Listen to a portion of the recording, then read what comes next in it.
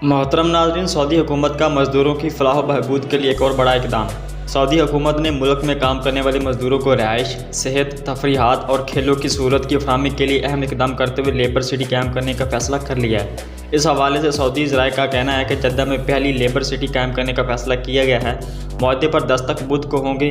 Jeddah municipality का कहना है कि शहर के मशरक़ी इलाके अबराक अल-गरमामा में पहली मुकम्मल लेबर सिटी कायम की जा रही है। म्यूनसिपलिटी के तर्जुमान ने बताया कि मुआहदे की तफसीलात तय कर ली गई है।